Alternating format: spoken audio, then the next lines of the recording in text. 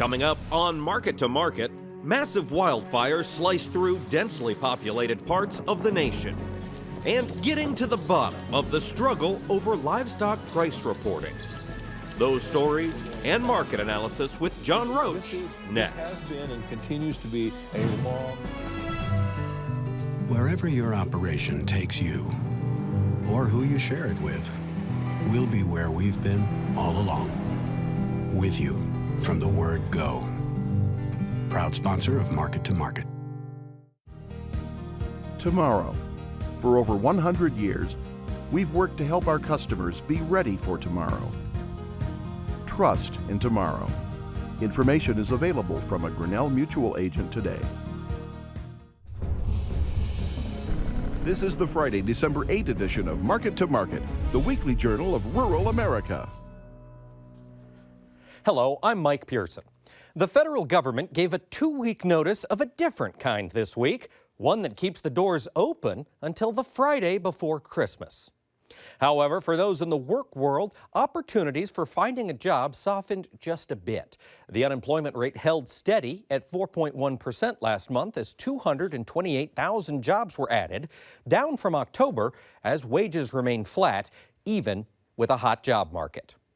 Economists call the numbers robust and think the chance of an interest rate hike next week is all but in the bag. Battles over sacred Native American sites, cattle grazing acres, and wildfire control run hot in the American West. This week, President Trump wiped away safeguards that could open environmentally sensitive land to strip mining and oil exploration. Even as the news reached ranchers seeking grazing opportunities, things were heating up on the West Coast. Extreme winds mixed with tinder dry conditions created a breeding ground for catastrophic forest fires. Paul Yeager reports. Thousands of people have been evacuated because of the wildfires in California, as major highways have been closed when flames sprinted toward coastal and mountain communities surrounding Los Angeles. Unpredictable winds have fueled the fires. The biggest of the blazes is being battled by the Ventura County Fire Department and is more than 35,000 acres in size. To date, this fire season in the United States is behind the 10-year average for number of fires, but well ahead of pace on acres burned. And in California, this has been the deadliest and most destructive season on record, as 35 people have died and more than 8,500 structures have been destroyed in the Golden State. The statistics from CAL FIRE confirm concerns over last year's wet weather leading to more vegetation that would eventually die off and burn. But it wasn't necessarily dry weather that led to this sudden surge of fires, as much as it was the Santa Ana winds fueling the infernos. And guess what? They're wrong. Hundreds of miles east, an environmental battle of a different ilk is happening in Utah over President Trump's decision to reduce the size of 2 national monuments. Already 5 different lawsuits have been filed to stop the cuts to Bears Ears and Grand Staircase Escalante. Past presidents have trimmed monuments before 18 different times. But there's never been a court ruling about whether the 1906 Antiquities Act, which allows presidents to create a monument, also lets them reduce one. Native tribes led protests last week that continued around Trump's visit. Barack Obama expanded the size of the 2 monuments in his final days in office. As environmentalists make claims on property like Bears Ears, others are being called upon to lead the United States' efforts on climate change.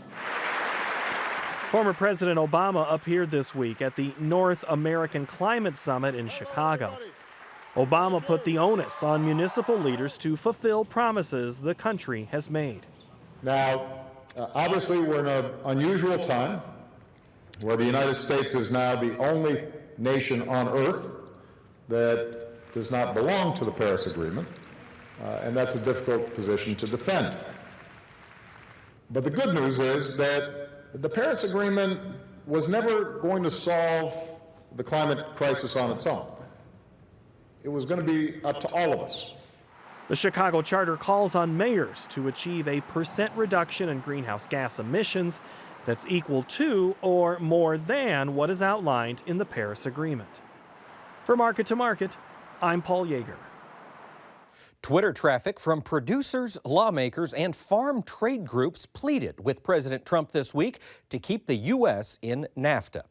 A Nebraska Farm Bureau report trended in rural America, revealing Cornhusker farmers sent $2.9 billion in agricultural products to the nation's number 2 and 3 trading partners. Negotiations over an agreement can be contentious even when all the parameters are known. For livestock producers, lacking crucial price discovery data makes some farmers and ranchers believe the deal is lopsided. Colleen Bradford-Krantz has the details in our cover story. When Donna Copland of Hazel, South Dakota bought her first 40 ewes in the late 1960s, she could sell her lambs at any of a half-dozen livestock sale barns within 75 miles of her farm. Today, her son Joe, who has taken over the flock, has a limited number of nearby locations where he could buy or sell lambs. Willow Lake was on Monday. Tuesday was Britain, South Dakota. Wednesday was Watertown. Thursday was Redfield. Friday was Sisseton. Sisseton has started a sale once to twice a month on sheep. Other than that, all the other barns have either closed permanently or quit selling sheep. The outlook is the same throughout much of the nation as fewer and larger farms have made for fewer local livestock auctions. However, most producers can still deliver to larger packing plants, as the Coplands used to do, taking trailer loads of lambs to Sioux Falls, South Dakota processors. But packer consolidation, combined with a move toward advanced contracts, is heralding yet another evolution in livestock marketing. One of the factors in this change came from the Livestock Mandatory Reporting Act, which was put in place in 2001 as a response to historically low hog prices a few years earlier. To improve pricing transparency, processors were now required to send USDA a report of what they paid for livestock. In order to give packers anonymity, a composite price was released to the public. Before that, it was all voluntary. So this would be a USDA AMS market reporter calling up and asking, what are you selling hogs for today? Or, what are you buying hogs for today? Well, if you fast forward now, 16 years into the future, it became such a good mechanism of looking in the rearview mirror, it also became a point of price discovery. Producers and processors started using that information in their contracts because it was such good information. And as that happened, we moved away from negotiated trade. Under certain conditions, the measure prohibits the release of pricing information, such as when fewer than 3 major packing plants are reporting. Once you drop below a threshold, either on the number of transactions or the number of buyers or sellers, is that you don't report those prices for that reason, because it could lead to unintended collusion. The confidentiality rules can, however, create information gaps that some producers consider a pill that is hard to swallow. The smaller number of companies had made it impossible for USDA to release slaughter pricing information on lambs for much of 2014. In 2015, when JBS USA sold its Greeley, Colorado packing plant, only 2 major players in the nation continued processing lambs: Superior Farms and Mountain State Rosen. This created a problem for lamb producers who signed up for the Livestock Risk Protection Program, a first-of-its-kind insurance adopted for lambs in 2007. LRP, to which both producers and the government contribute, provides loss protection based on a price formula that includes packer reports. So the formula is based on historical prices, which we always have, but they're also based on current prices, and current prices are based on having enough packers reporting that have a certain amount of volume every week. If you're missing any one component, then the product can't be offered. We went for well over a year because of confidentiality concerns.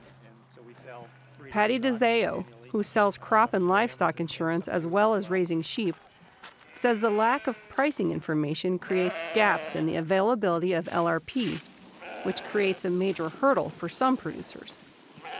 It is a hardship because as young people want to get involved in the lamb and sheep industry, to go and try to get a loan to start up. I mean, there's not a banker in the world that's going to give you a loan unless you've got some way of protecting the investment that you have.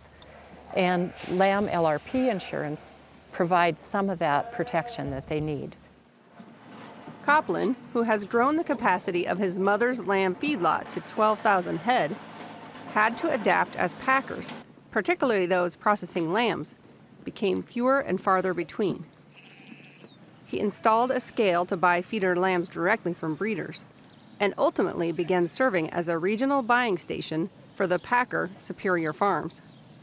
The lamb buying here isn't significant really to our operation, but it is, to me anyway, it's significant to the area to provide another outlet for lambs, because marketing is an issue and competition within the lamb business is an issue, having homes for slaughter lambs.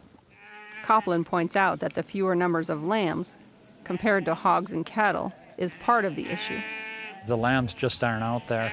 There has been a small swing back. I'd call it more stabilization than an increase in numbers.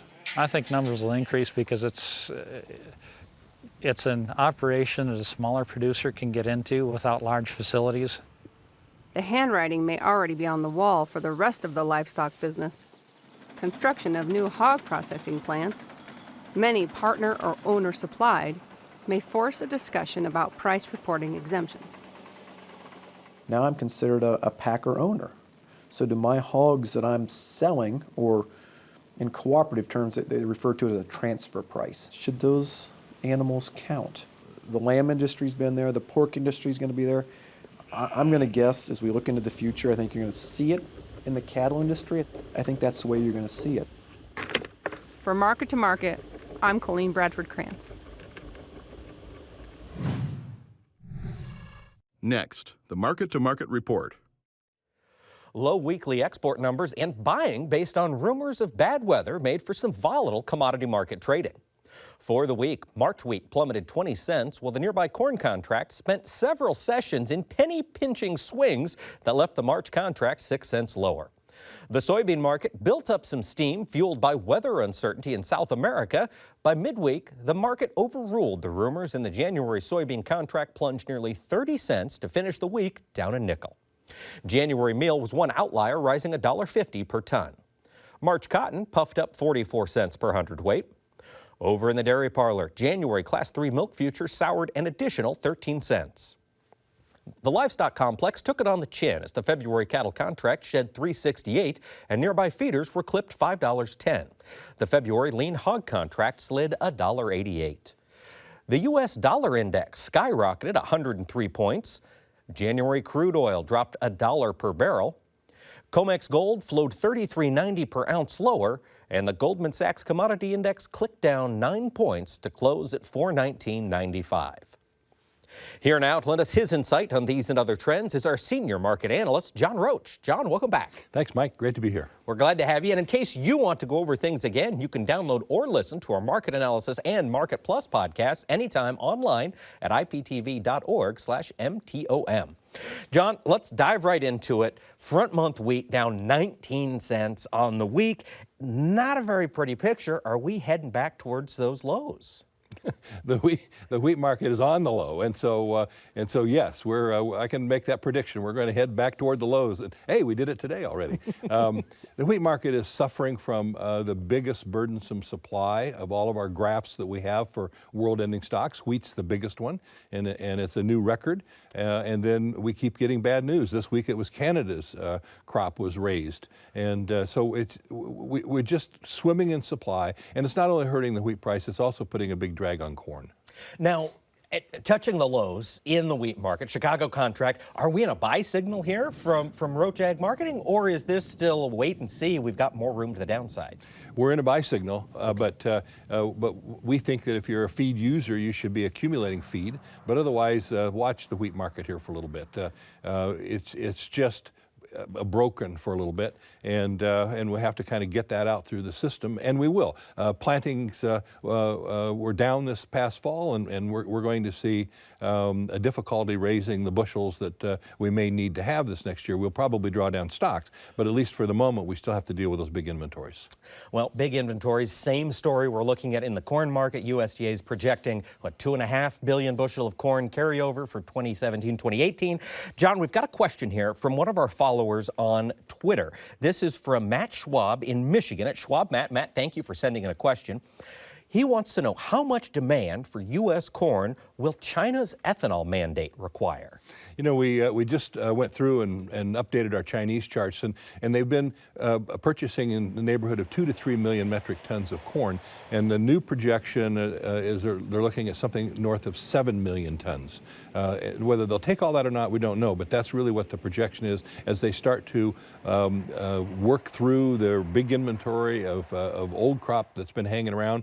A lot of it out of condition, and reduced production because of the change in their government program, and a cranking up of the ethanol business. So now, would these factors, would the Chinese ethanol program or the release of the RFS numbers for this country, is anything like that going to be enough to get us out of this 350 range that we've been trapped in here for front month corn, old crop corn? Well, as negative as the corn market looks, or let's say as boring, as steady as it looks, part of the reason is that the South Americans, Brazil, they've been exporting corn from their very big crop that they had last year and taking away that market from us, quite frankly.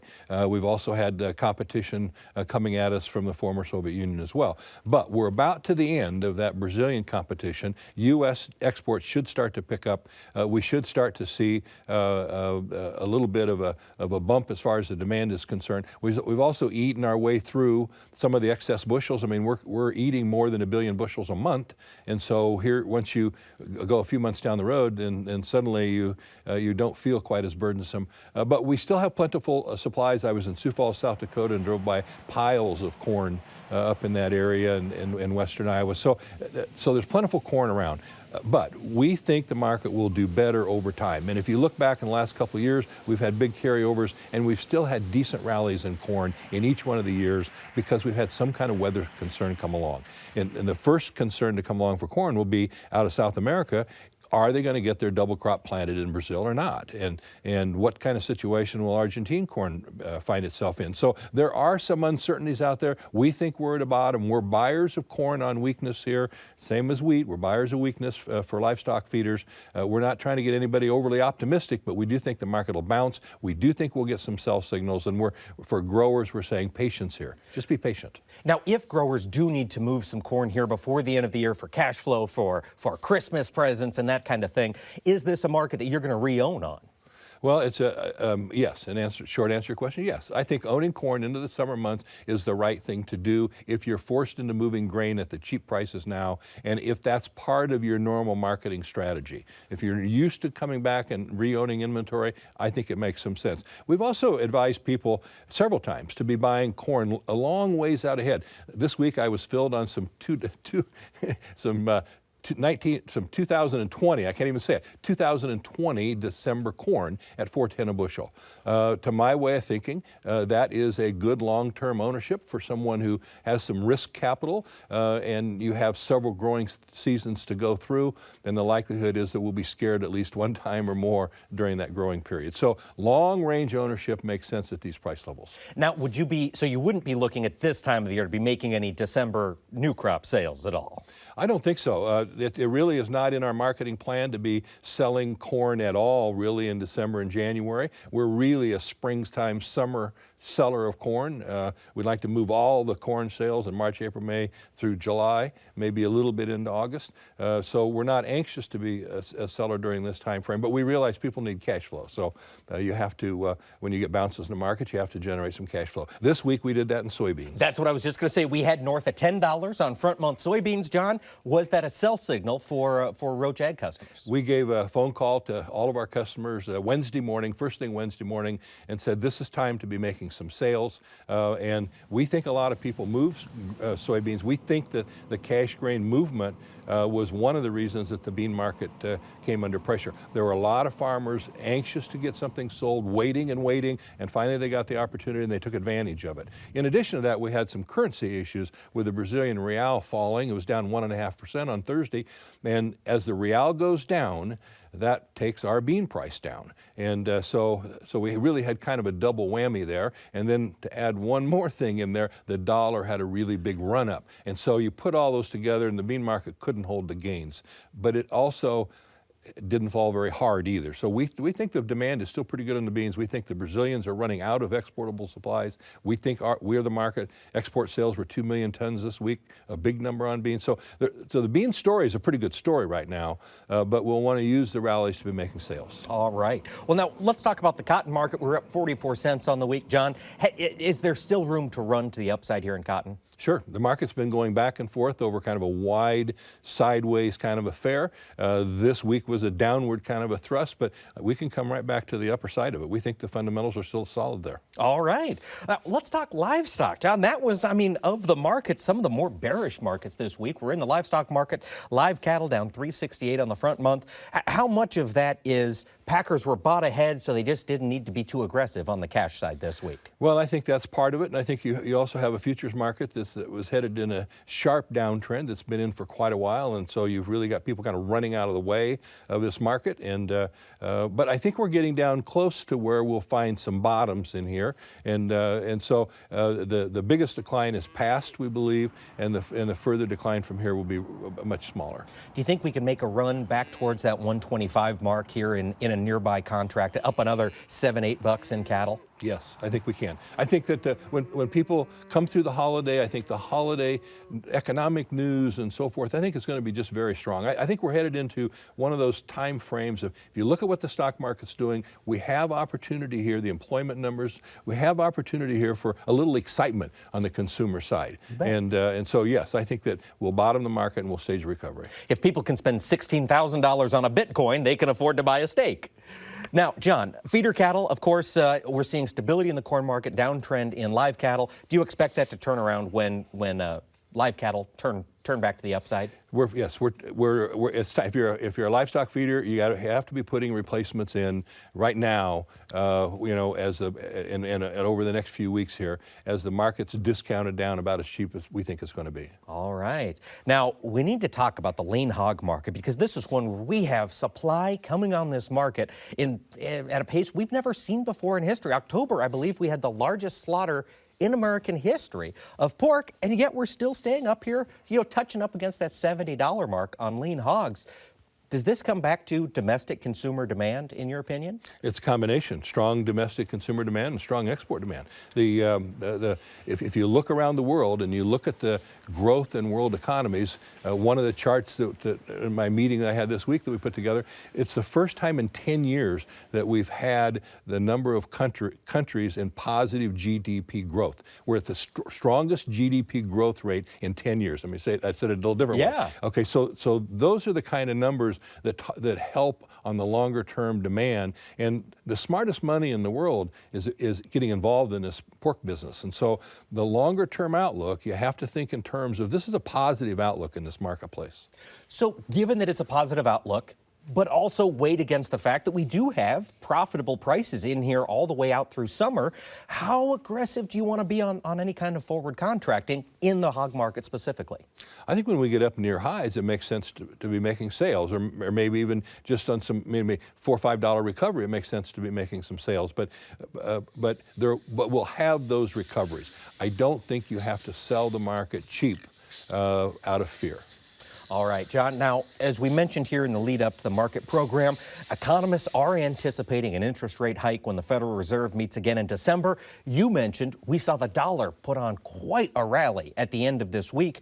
Are those two things connected? Was that why we had the rally in the dollar, this projected increase in rates? I think that's one component of it, but that's really not the surprising component. We've known for some months that we're going to have interest rate increases. When are they going to come? How much are they going to be?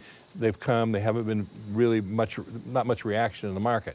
But what we've had come together at that same time is an unemployment report GDP growth in the United States, interest rates going up, a stock market that's going sharply higher weekly, it seems like. I mean, we really have a lot of positive things going. Now, you might not realize that if you, depending on what news media you read, because some news media would have you believe that we're in a disaster, but the reality of it is we've got a lot of positive economic development going on. And why wouldn't you, if you're an international player, why wouldn't you want to put a business in the United States with what the future looks like at this point? And that's apparently what's bringing the dollar to the money into the U.S. dollar. All right. John Roach, thank you so much for taking the time to join us this week. We always appreciate your insights. Thanks, Mike. Appreciate it. That wraps up the broadcast portion of Market to Market. However, we will keep the conversation going, including answering more of your questions during Market Plus, which is available in podcast and video form on our website. And we have increased our podcast offerings to 3. You can check out M2M, a peek behind the scenes of this program from analysts to producers, as well as an extended conversations with newsmakers in the world of agriculture. Join us again next week when we'll explore how hunters are filling empty plates in the heartland. So until then, thanks for watching. I'm Mike Pearson. Have a great week.